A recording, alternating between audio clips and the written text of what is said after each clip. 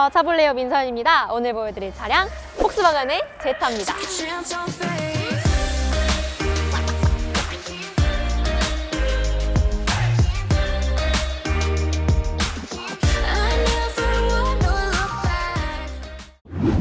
제타는 1979년도부터 판매되고 있는 폭스바겐의 대표적인 준중형 세단이죠. 한국에는 7세대가 작년부터 들어오고 있고요. 당시에 슈테판크라 폭스바겐 코리아 사장이 이제 수입차도 대중화 시대를 열겠다 하면서 2천만 원대의 이 제타를 들여왔어요. 폭스바겐 로고가 박혀 있는데 가격은 아반떼 가격이다? 여기에 이제 제타가 대박이 나버렸죠. 초도 물량인 2650대가 출시를 시작한 지 며칠 만에 바로 끝나버린 거예요. 도대체 어떤 매력이 있길래 이 차가 도대체 어떤 대단한 것들을 가지고 있길래 이렇게 인기가 많은 건지 오늘 한번 알아보는 시간 갖도록 하겠습니다. 저희가 오늘 살펴볼 모델은 폭스바겐 제타의 두 트림 중에 상위 트림인 프레스티지 트림입니다. 프레스티지 트림은 이번에 연식 변경으로 출시가 되면서 3,330만 원에 출시가 됐는데 폭스바겐 파이낸셜 프로그램 이런 프로모션들을 다 하고 나면은 2,900만 원으로 떨어집니다. 마찬가지로 하위 트림인 프리미엄도 2,990만 원에 출시가 됐는데 2,600대로 떨어지고요.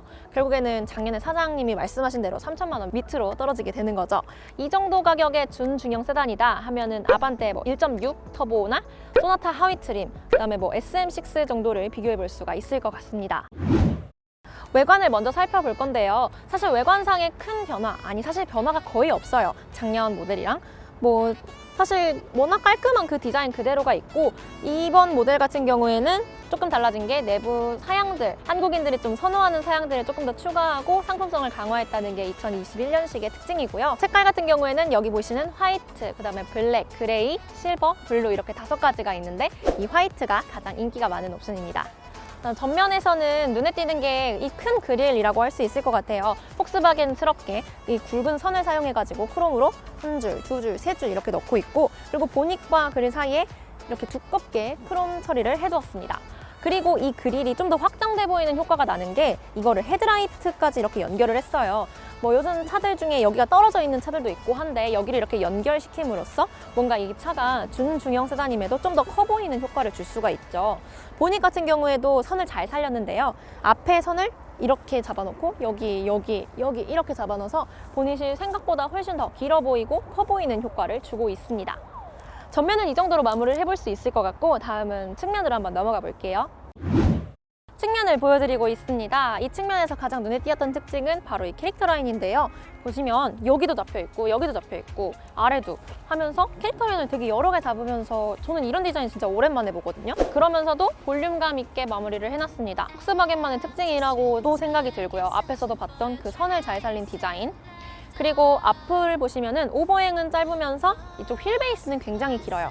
그리고 앞쪽보다 뒤쪽이 조금 더 높아지면서 전체적으로 스포티한 느낌을 만들어내고 있습니다. 휠 같은 경우에는 17인치 휠을 전 트림에서 프레스티지랑 프리미엄 둘 다에서 쓰고 있고요. 휠 디자인도 굉장히 스포티하게 잘 뽑았다고 생각이 듭니다. 뭔가 달려나갈 것 같은 느낌? 그리고 안쪽에 대동 장치로는 디스크식 브레이크를 쓰고 있고요. 여러분, 제가 제일 하고 싶었던 말이 나왔어요. 아시죠? 제타. 제타는 뭐야? 수동식. 이게 접을 땐 조금 빡빡하고 펼 때는 편하게 펼 수 있어요. 그래서 안쪽에서 펴도 조금 편하게 펼 수 있도록 돼 있더라고요. 그래서 어제 조수석에 이제 다른 동료를 태우고 탔을 때도 이거 깜빡하고 안 열어가지고 열어달라고 하는데 그 동료가 좀 놀라는 거예요. 여러분 아시잖아요. 우리나라는 경차인 레이나 모닝도 접히는 나라인데 이렇게 큰 차가 안 접힌다고? 그것도 폭스바겐이? 이러면서 놀라더라고요. 우리나라 같은 경우에는 도심이 워낙 좁고 또 도로도 좁다 보니까 땅덩이가 좀 작다 보니까 그래서 이런 차들이 거의 없는데, 미국같이 도로가 크고 땅덩어리가 큰 나라들에는 이렇게 수동식의 사이드 미러가 있기도 합니다. 근데 얘가 이제 전동으로 나온다면 그것대로 좀 아쉬울 것 같기도 해요. 뭔가 이제 제타의 아이덴티티 같은 느낌이라 해야 되나? 그래서 이런 수동식 사이드 미러도 이곳에서 찾아볼 수가 있습니다. 후면에도 앞에서 또 옆에서 봤던 선을 살린 디자인이 깔끔하게 들어가 있고요. 테일램프도 LED로 처리되어 있습니다. 사실 설명 드릴 것도 없이 너무 단순하면서도 그냥 깔끔한 인상, 그런 인상을 많이 받았고요. 오히려 좀 특징적인 부분이 트렁크가 조금 많이 커가지고 저는 좀 놀랬거든요. 한번 같이 봐보실게요. 트렁크는 전자동식은 아니고 로고 아래 버튼을 눌러서 올릴 수 있습니다. 이렇게 약간 드러난 부분 같은 경우에는 어쩔 수 없이 그 2천만 원대 약간의 저렴함, 약간의 투박함 이런 거는 조금 느낄 수 있을 것 같아요. 그럼에도 잘 보이실지 모르겠는데 정말 넓어요. 제 손이 끝까지 안 닿거든요. 제가 허리를 굽혀서 이렇게 했을 때 제 여기 허리까지는 들어가는 것 같아요. 이게 기본적으로는 510리터 정도 되는데 얘가 또 신기한 게 2열이 접혀요. 저는 중중형 세단에서 2열이 접히는 트렁크는 진짜 거의 실제로 처음 보거든요. 그래서 너무 신기한데 이거를 2열을 접어서 한번 또 얼마나 넓어지는지 보여드릴게요. 2열을 접으면 986리터까지 늘어난다고 합니다. 그리고 접을 수 있는 버튼은 바로 이 위쪽에 달려 있어요. 그래서 이거를 쭉 누르면 안쪽에 버튼이 해제가 되면서 저게 이렇게 앞으로 살짝 나가는데, 사실 긴 물체를 넣을 때는 이대로 바로 넣으면 제가 바로 넘어갈 수 있는데 지금 저희가 그냥 보여드리고만 있어서 바로 넘어가지는 않고요. 이쪽도 마찬가지로 톡 하고 누르면 저기 소리가 들리죠. 그래서 한번 접고 올게요. 이렇게 6대4로 접힌 모습 확인하실 수가 있어요. 사실 이거를 왜 이렇게 접게 만들었을까 하는 의문도 살짝 드는 게, 뭐 이 차를 타시는 분들이 차박을 하려고 사시는 건 아닐 거고, 그렇다고 차박을 할 수 있을 정도의 구조가 나오는 것도 아니고, 뭐 어쨌든 트렁크는 굉장히 넓어지니까 실용성은 좋다고 말할 수 있을 것 같아요. 중간에 좀 턱이 있어가지고 평평하게 넣을 수 있게 생긴 건 아니고 길고 큰 물체들은 충분히 수납할 수 있을 것 같은 그런 차입니다. 이 차 주로 이제 20, 30대에서 많이 타시는데 또 최근에 20, 30대 사이에서 골프가 많이 유행하잖아요. 골프백 같은 거를 넣은다고 치면은 진짜 여러 개, 거기다 보스턴백까지 여러 개 넣을 수 있을 것 같아서 그런 면에서는 굉장히 실용성이 좋다, 수납력도 좋다 이렇게 말씀드릴 수 있을 것 같습니다. 그리고 안쪽 보시면은 저 이것도 되게 오랜만에 보이는데 트렁크 바닥을 열면요 스페어 타이가 들어 있습니다. 전체적으로 트렁크 안쪽이나 마감 같은 게 사실 조금 투박한 게 어쩔 수 없이 있기도 해요. 이런 부분이라든지 이런 게 다 드러나 있으니까. 그래도 뭐 어때요? 제가 말했죠, 마블 단어 20만 원짜리인데 그러니까 감안해 주시고 예쁘게 봐주시면 될 것 같아요.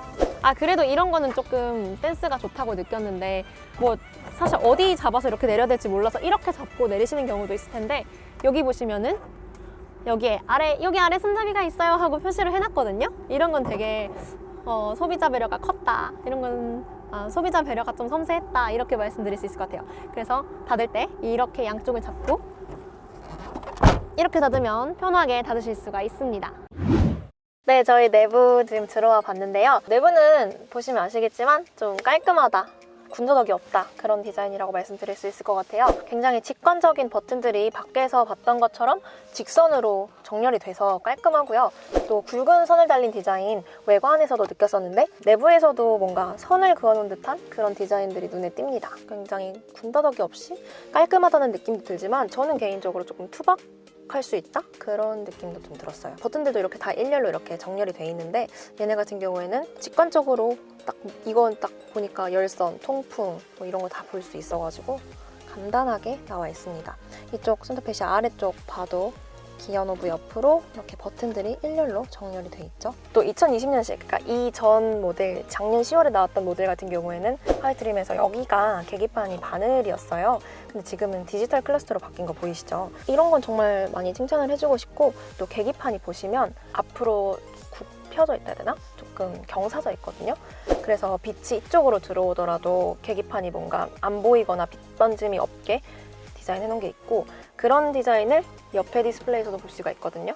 이게 보통 대시보드가 이렇게 일자로 있어야 되는데 얘는 조금 운전석 쪽으로 꺾인 거를 보실 수가 있어요. 이쪽에 굳이 이렇게 굴곡을 넣어서 그렇게 함으로써 제가 좀 더 편하게 볼 수 있도록 디자인을 한 걸 보실 수가 있습니다. 이 차는 진짜 장식, 꾸밈 이런 거는 정말 다 빼버리고 정말 실용성만 남겼다는 느낌이 드는 차예요. 디스플레이 같은 경우에는 최신 차 타보신 분들이 느끼시겠지만 좀 답답하실 수도 있을 8인치 정도 크기입니다. 보통 요즘 10인치가 다들 넘죠, 내부 디스플레이 같은 경우에는. 그리고 해상도도 사실 막 높은 편은 아닌데 그렇다고 시인성이 안 좋은 것도 아니에요. 눈에도 잘 보이고.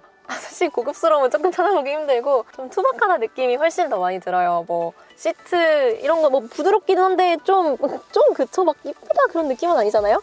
그리고 또 충격받았던 거, 아니 뭐 이거 여기 뭐 룸미러는 그럴 수 있어, 요즘 다 이렇게 끝까지 채워가지고 미러형으로 나오는데 그래도 여기는 좀 이렇게 엣지를 살렸죠. 뭐 이거는 좋다는 뜻은 아니고. 그리고 이런 데 보세요. 아 이거 봐봐. 아니 피디님 이런 거 보신 적 있냐고. 이거 얼마나 옛날 소나타. 이거 우리 아빠 2002년대에 몰던 그 YF보다 훨씬 그 전에 그 소나타에서 볼 수 있었던 선글라스 홀더 아니에요. 이 차량이 그 독일이나 그런 최신식 공장에서 만들어진 건 아니고 멕시코에서 만들어진 차거든요. 그런 정보들을 알고 있다 보니까 이런 거 보면 멕시코에서 처음 만들었지 막 이런 생각이 갑자기 들기도 하고, 아니 버튼이라든지 직관적이어서 좋기는 한데 이거 LED도 아니고 전구란 말이에요. 이거는 뭐 어쩔 수 없지. 근데 여러분 제가 이 차 타면서 말씀드렸죠. 마법의 단어 2천만 원짜리라고. 2천만 원짜리에서 뭐 선글라스 홀더 있을 수 있지. 이 정도 감안하고 탈게. 그런 느낌이 드는 차량입니다. 고급스러움은 어쩔 수 없어요. 그럼에도 수납 공간이나 사양들을 최대한 많이 뽑아내려고 노력을 한 게 보여요. 보면은 이제 뭐 콘솔 부분 중간이나 공간감 확보하려고 깊이 뚫어놨고, 또 핸드폰 무선 충전 이쪽 앞쪽에 있죠. 엔진 버튼도 요즘 최신식답게 아래쪽에 위치해 있고, C타입 포트가 이렇게 2개 있습니다. 근데 개인적으로 USB 포트도 하나 있었으면 좋겠다 그런 생각이 들고요. 이 아래로는 이제 기어노브. 이거 조금 또 이제 아니야, 마법의 단어 2천만 원짜리니까 이럴 수 있고, 그 아래로는 이렇게 컵홀더 2개 알차게 자리 잡고 있고요. 스마트 키, 스마트폰 뭐 이런 거 꽂을 수 있도록 이런 공간도 마련을 해놨고, 말씀드린 대로 이렇게 직관적으로 다 보실 수 있습니다. 또 놀랬던 거, 여러분 2천만 원대 차지만 무려 앰비언트 라이트가 있습니다. 보여드릴게요. 이거 벤츠에만 있는 거 아니라고. 자기들도 폭스바겐도 수입차라고 앰비언트 라이트를 넣었는데 색깔이 몇 가지야 지금. 하나, 둘, 셋, 넷, 다섯, 여섯, 일곱, 여덟, 아홉, 10가지. 이런 것도 너무 예쁜 것 같아. 이거 2천만 원 차라고 하기에는 너무 마음에 들어.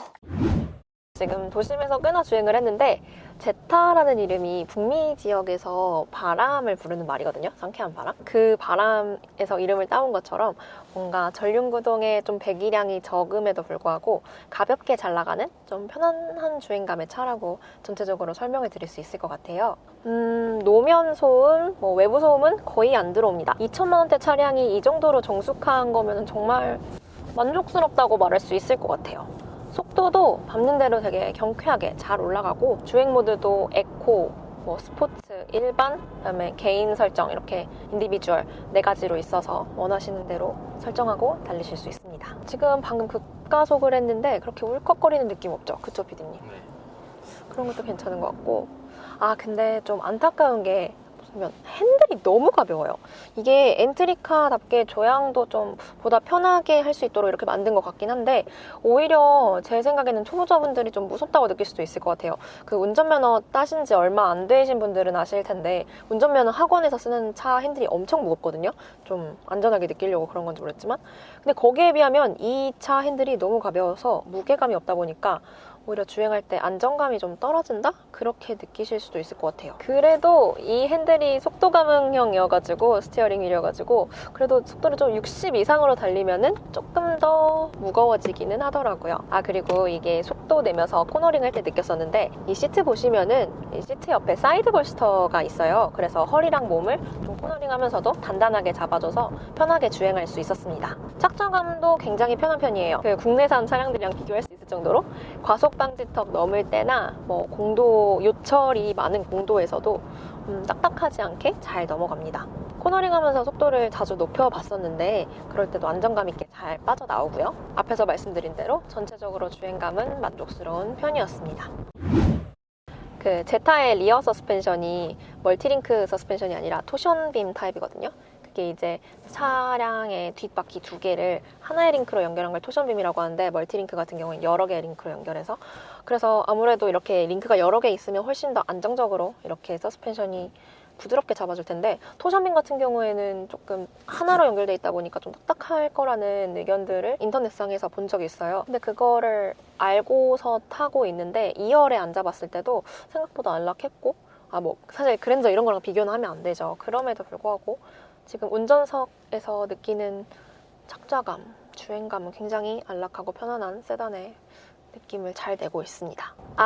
그리고 되게 큰 단점이라고 느꼈던 거, 제가 계속 국내 차들이랑 비교를 하게 되는데 여기 룸미러랑 사이드미러가 너무 작아요. 너무 작다는 느낌이 들어요. 위아래로도 좁고 좌우도 좀 답답한 답답하다 이런 느낌이 들어가지고 주행할 때 굉장히 답답한 적이 많았는데, 또 이 차의 또 다른 단점, 운전자 쪽의 사이드미러는 블록 거울로 되어 있습니다. 그래서 실제로 운전하다 보면은 제 쪽에서는 뒤에 있는 차량이 더 가까이 있는 것처럼 느껴진단 말이에요. 그래서 사실 끼어들기 하거나 이럴 때 조금 무서웠어요. 불편하기도 하고, 이전 다른 차량들이랑 조금 달라서. 그래서 실제로 폭스바겐 제타 타시는 분들 중에는 이쪽 사이드미러는 따로 변경하시는 분들이 꽤 많다고 합니다. 편의사양 같은 경우에는 앞에서 말씀드렸다시피 지난해에 비해서 이번 모델 같은 경우에는 조금 더 여러 가지로 상품성이 강화가 됐어요. 근데 뭐 사실 국내 소비자분들이 선호하시는 HUD라든지, 그러니까 헤드업 디스플레이라든지 그런 사양들은 역시나 없고, 그래도 클러스는 디지털로 바뀌어가지고 이런 거는 좀 마음에 들고요. 이전 거는 하위 트림이 아마 바늘이었을 거예요. 그 바늘형 계기판. 그거에서 이렇게 바뀐 거는 굉장히 칭찬할 만한 것 같고, 그리고 내장 내비 같은 경우에는 정말 권해드리지 않습니다. 아시겠지만 수입차들의 뭐 내장 내비는 저희가 티맵이나 네이버 맵에 비하면 많이 힘들죠.